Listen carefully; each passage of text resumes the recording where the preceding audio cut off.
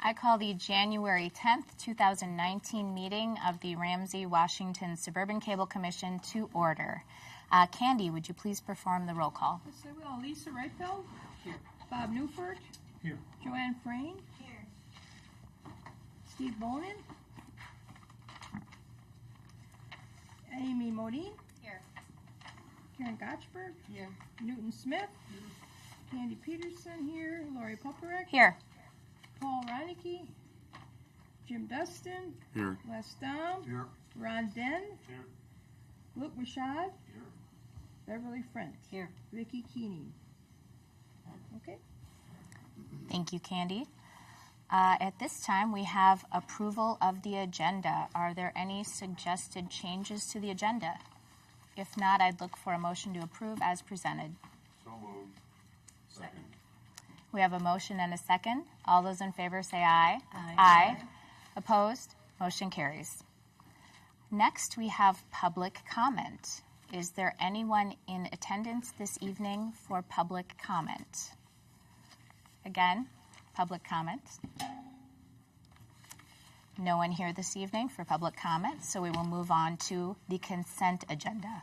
Any questions or comments regarding anything listed under the consent agenda?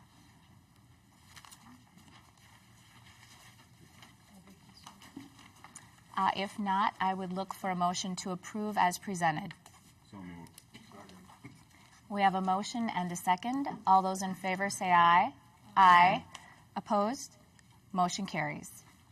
Next, we have reports, and chairperson is first. I have nothing to report, so we'll move on to our treasurer, Jim.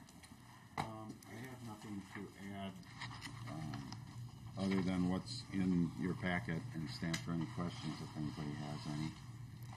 Any questions for Jim? All right, thank you, Jim. Next, Executive Director, Tim. Thank you, Madam Chair, Commission members. We have a lot on the agenda, so I'm going to try to be brief, but the one thing I did want to bring to your attention or make note of here is involves the City of Adams Heights and the action that they took, that the City Council took on December 19 to, in effect, pass a resolution to notify the Commission of its intent to negotiate with Comcast individually, to notify the Commission of the City's intent to pursue individual representation, legal representation, outside of the JPA, but the flexibility to also remain with the Commission, and to direct the City staff to pursue a contract for legal representation. I shared some correspondence with you that was exchanged between the Commission office and the City. And in essence, we are asking for some clarification from the city and asked for that by January 24. And I think that it's important to give the city some time to actually work through that and respond to us. And so I will report on that feedback once I know that. And the Commission leadership is aware of this, as is the Commission's Legal and Policy Committee, and so we'll keep you posted. But I'd encourage you to call me offline, frankly, to if you have any particular questions and follow up. And I'd be glad to answer those or get the answers that are needed. Other than that, I think I'll reserve any other comments to particular agenda items as we move forward here. Thank you. Okay. Any questions for Tim before we move on? All right. Then next up, we have the operations update, and reports are in your packets. Any questions or comments regarding those? If not, then we'll move on to committee reports. We have the minutes from 3 meetings in our packets. Questions or comments? All right, then next up we have our attorney, Mike. Okay, thank you, Madam Chair, and good evening, members.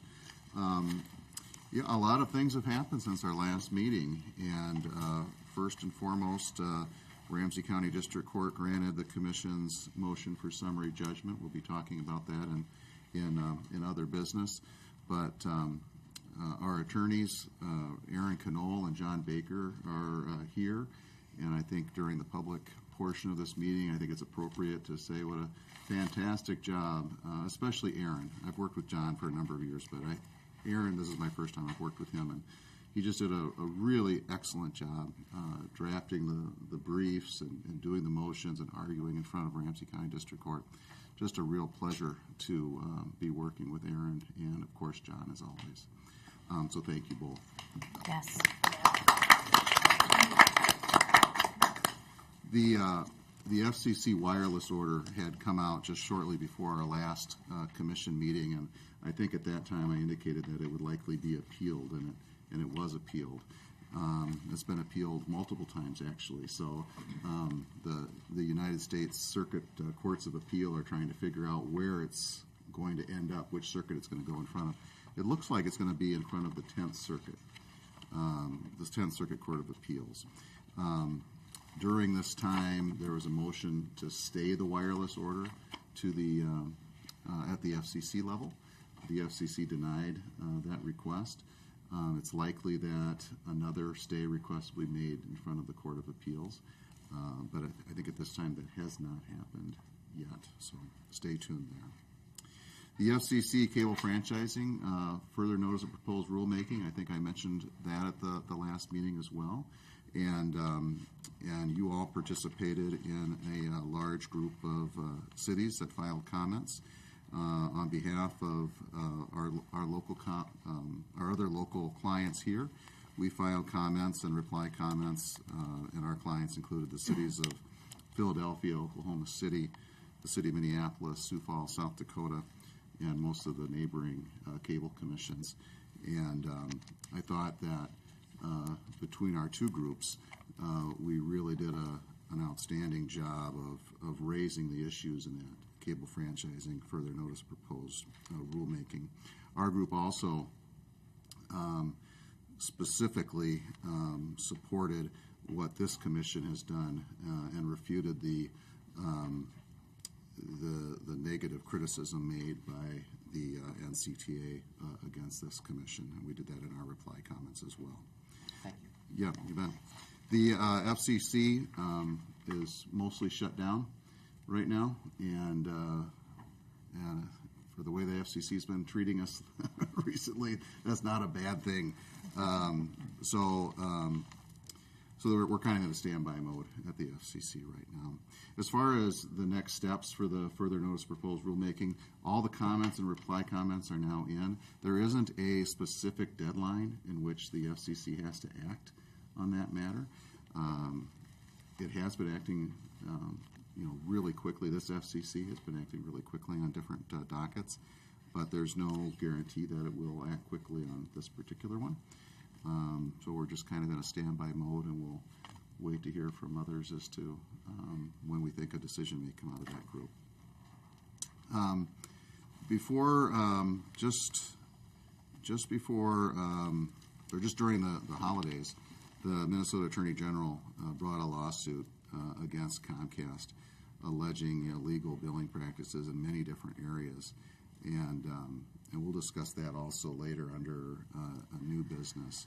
But among the complaints that were raised by, or the allegations raised by the Attorney General, was that Comcast was telling subscribers that their add-on fees, such as the broadcast TV fee and the regional sports fee, were fees that were required to be charged by Comcast by the FCC. Another thing that the Attorney General alleged was that there were many hidden fees that Comcast was charging subscribers after making sales either over the telephone or through door-to-door sales. There were early termination fees that were being required that the Attorney General found to be unlawful. There were allegations that gift cards were being promised to subscribers, but then after sales were made, the gift cards were not provided. In some instances, it took years to sort that out. And then there's another allegation that subscribers were deceptively enrolled into receiving additional and paying for additional services that were never ordered. So obviously this was very significant allegations. It's very early on right now. I'm not even sure the time for Comcast to answer that complaint has expired yet. It's so recent. But that did come through here at the end of December. I wanted to bring that to your attention as well. And then finally, Comcast experienced some significant signal quality issues at the end of December as well that you should all be aware of. If any of you were trying to watch the University of Minnesota football bowl game, it was unwatchable, at least in HD it was. And so that's something that your Legal and Policy Committee may want to take up as well down the road. And with that, I'll save my other comments for the other items in the agenda. Okay, any questions for Mike? Jim? Just a comment along the lines of that Gopher football game. I did receive an email that I'm going to get a $5 credit on my bill because of that day's scramble TV. So hopefully the rest of the public gets that also. So we'll see. I had not. I didn't call them. I just got an email that said that because of their situation, the problem that they had on that day, they're refunding $5 to my bill, whatever. We'll see. Very good. Yeah. All right. Thank you, Mike. Next up, we have the cable company, and we have 4 letters in our packets from Comcast, and we also have Amy Roberts in attendance this evening. Would you like to say anything, or maybe? I can wait until, I can. Okay.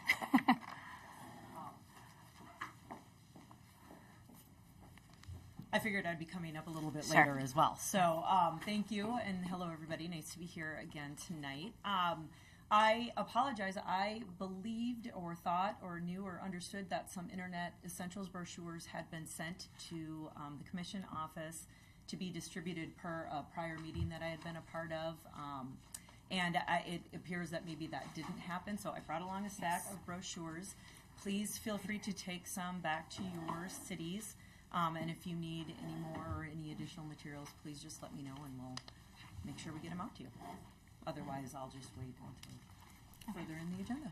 Are there any questions not relating to the item further on the agenda that you might have for Amy? Jim? Just to follow up on my email, do you know that the company sent that out, an email like that to credit? I know that there was a credit. I'm not positive the mechanism that was used, Okay. or how or where that came from our corporate. So I can definitely. So you find think out. everybody in Minnesota will receive that? I'm really not sure how Okay. they did that. I know that we know that the signal was not perfect for that game, and so we definitely apologize for that. And I know there were discussions. I was not privy to those, so I would definitely need to find out. Thank you. Okay. Thank you. Thanks. All right. Next, we have unfinished business, and under unfinished business, we have franchise renewal timeline. Tim? Thank you, Madam Chair, Commission members. Your Legal and Policy Committee has put forward the recommendation to authorize that committee to issue a request for renewal proposals from Comcast no later than March 15 with a return date of April 15 unless a renewal deal is reached on or before that date, or in the event that Comcast is willing to agree to an acceptable further extension of the current franchise. This is the same sort of action that you have done previously to allow for additional time for either negotiations or to comply with your schedule, which requires moving into a formal process in order to make the appropriate timelines and have new franchise in place by the time the existing franchise expires, which is currently set for August 31, 2019. So this is the once again, a recommendation from your Legal and Policy Committee. There is no proposal at this point for an extension, so it's important that the committee is authorized to prepare a request for proposals in a timely fashion, and some of that would even have to begin to start turning in, presumably the end of February, et cetera. And so this is the opportunity for you to reauthorize the committee to do that. Jim? I have a question, Tim. What's the earliest that we can go to formal process? As soon as you want, it could be done at any point. So the commission could decide at any point along this time frame to go to formal? That's my understanding. Okay. Did the Legal and Policy Committee think, give that any thought? Did they? Well, I think that under the current time, you're almost on the point when you'd have to start that anyway. Okay.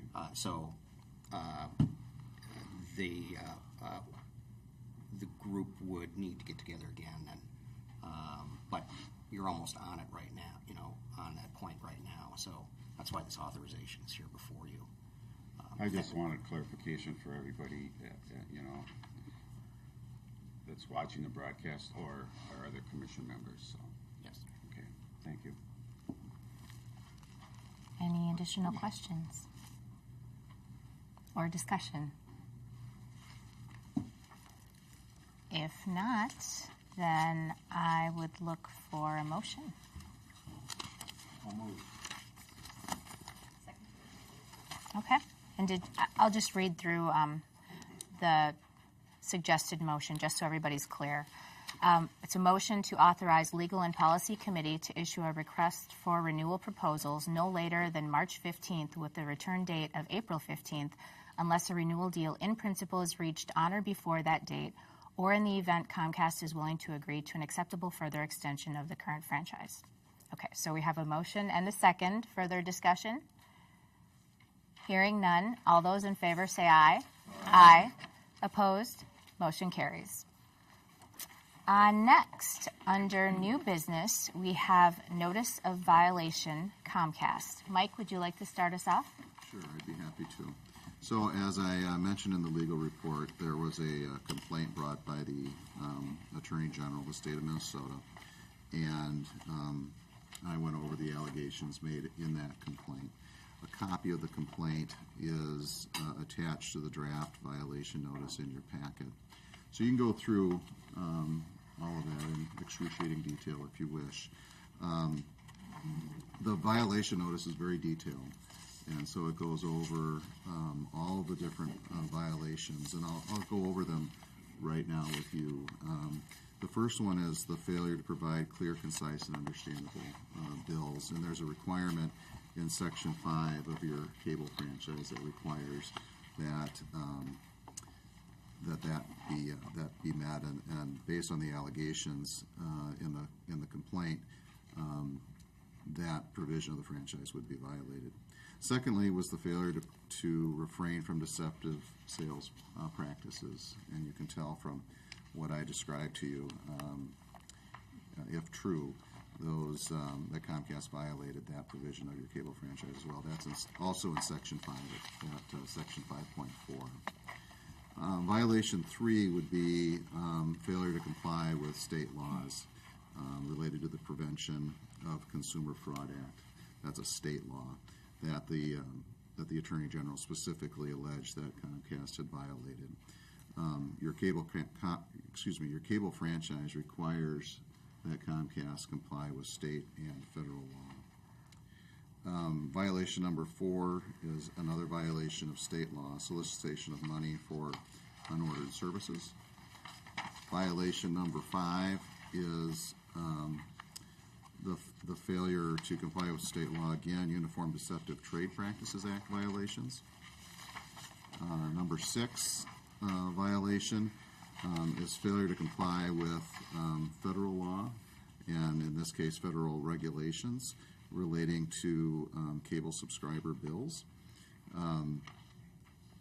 Comcast, it was alleged in the Attorney General lawsuit that Comcast had claimed that the FCC was requiring certain fees be added to their bills, and I think this violation notice shows that that they are in violation of that particular regulation.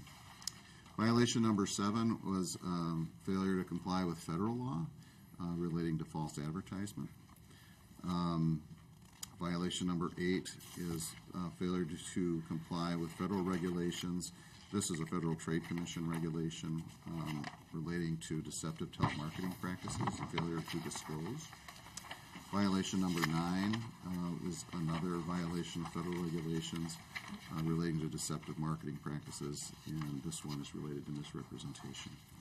And I think that covers it.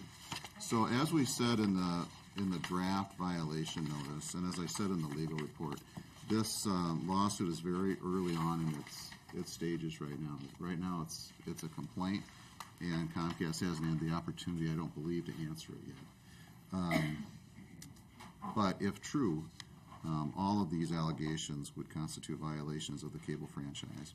And so what we indicated in the draft violation notice was that if Comcast plans on challenging all or parts of the allegations made in the complaint, that they should let us know, what those are, and an estimated time frame in which they think those things are going to be resolved. To the extent that they, plan on curing, to immediately let us know what those plans are, and that, recognizing the nature of this particular matter, that the commission will consider extending the normal 30-day cure period in order to allow the litigation to continue to proceed. So that's my summary of the violation notice. Any questions for Mike at this time? Tim? Oh, okay. I had a comment or just Oh, okay. something to add. Go ahead. That is some of the examples that Mike gave, that you may have heard about in the press, from my viewpoint, seem consistent with kind of the experience that's been related to me by subscribers when they've had concerns along these lines, and so the kinds of violations that are noted here, I think residents have encountered to some extent in our territory. So I just want to make that point as well. Yeah, I got something. Oh, yes. Yeah, I want to thank you, Tim, because I had a resident that stuck at some, called you and got it resolved, but she's an older lady, and it was very disconcerting. She wanted to quit her contract, and it was difficult, so didn't talk about this, but just their whole on the customer service. Thank you. Any additional questions or comments? If not, then if it's agreeable to the commission, we would ask if Comcast would like to speak. Is that agreeable? Okay. Would you like to speak? Well, thank you for giving me an opportunity to present, well, not present, but to speak. We would request, obviously, that the commission not adopt the notice of violation, and we do so for the following reasons. And I'm going to read, so I apologize that it's going to be read, but I want to stick to the technical points. It is premature and inappropriate to send a notice of violation based solely on the Minnesota Attorney General's complaint, which is not an adjudication of wrongdoing, but rather advances mere allegations. We vigorously dispute the allegations and will be prepared to defend them in court. The fact that someone has filed a complaint asserting any sort of claim at any time against a cable operator does not and cannot amount to a franchise violation. The allegations in the Minnesota Attorney General's complaint are not supported by the evidence. Comcast fully cooperated in the AG's investigation, which dragged on for nearly 3 years without action. Not until the eve of the AG leaving office was this complaint filed. Having left the office, the outgoing AG will not have to defend the filing of a poorly considered lawsuit. This commission receives and reviews Comcast's customer communications, so you already are well aware that we fully disclose all charges, fees, and promotional requirements. and we have continued to improve the customer care experience over the past several years. The Minnesota Attorney General's complaint is based on stale information and erroneous assumptions and does not at all reflect the reality of Comcast's current practices. Until the Minnesota Attorney General's complaint is adjudicated, there is no finding of wrongdoing on which to base a notice of violation. Until there is such a final adjudication, no clock is ticking on the Commission's ability to assert any rights it believes it may have under the franchise. The notice of violation as drafted is seriously flawed and, if applied as proposed, results in unfair, unlawful, and unenforceable penalties. The improper stacking of per-day, per-subscriber penalties over multiple purported franchise provisions produces a ludicrous result that has no bearing whatsoever on any actual damages incurred by the Commission, even if the allegations were true. So again, we would request that you not adopt the notice of violation. And are there any questions for Amy while she's up at the podium? Thank you. Thank you very much. All right, back for discussion. Thoughts? Additional questions? Or perhaps a motion? Jim? We represent the people in our communities that have Comcast, have Xfinity. And that's who would have had a problem with these penalties and suffered, not the Commission. Like the last statement that Amy talked about was that the Commission didn't, falter in any way or loss of any revenue because of it. But the people that we represent did. Like maybe they were charged $250 for a cancellation, or maybe they were overcharged for some equipment that they were using. So looks like maybe it took 3 years to gather all the information along this lines. So I don't know. I support it. Okay. It kind of looked to me when I was reading through it that there are several complainants, not just one person or two people making the complaints, and they do date back to like 2013. But it's kind of the same thing we've heard over and over and over. Having been on the Commission for so many years, this is really repetitious that we've heard on and on and on. And we've even seen at the Executive Committee, we reviewed a bill where all of a sudden there's a charge that none of us had seen before. And so Jim's right. There are our residents that we represent have probably been charged too. They don't know until now in this lawsuit. It's all new. So I think we have to look out for our people. So I would support the resolution. Thank you, Bev and Jim, for your comments. Any additional comments? If not, I would look for a motion. So move. Second. Okay, we have a motion and a second to approve the notice of violation as presented. Further discussion? Hearing none. All those in favor say aye. Aye. Opposed? Motion carries. All right, next, under other business, we have closed session Maplewood litigation. Mike, would you please start us off? I will. Gladly tonight. The city of Maplewood has brought a lawsuit against the Ramsey, Washington County Suburban Cable Commission 2, claiming the city should receive a portion of the commission's assets following its withdrawal from the commission. Since Maplewood has sued the commission needs to seek legal advice concerning litigation strategy. If that discussion were to occur in public, especially in the presence of representatives of the city of Maplewood, which could observe the meeting over one of the PEG channels, it could be very detrimental to the interests of the commission and its member cities, and will have a significant negative impact on the commission's ability to effectively deal with this litigation. We believe that a closed session between the commission and council for the commission, this litigation is necessary to attain a result in the outcome that is ultimately beneficial to the commission, its member cities, and to the members of the general public. This closed session should not include discussion or consideration of any subject other than the providing and requesting of legal advice on the litigation with Maplewood. You are not required to close the meeting, but if it is the desire of the commission to close the meeting, I would recommend the following motion. 1, that the open portion of this meeting be temporarily declared closed to consider legal strategy concerning the litigation with the city of Maplewood.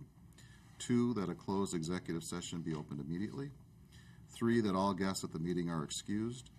And 4, that the commission's executive director and attorneys remain in the closed session.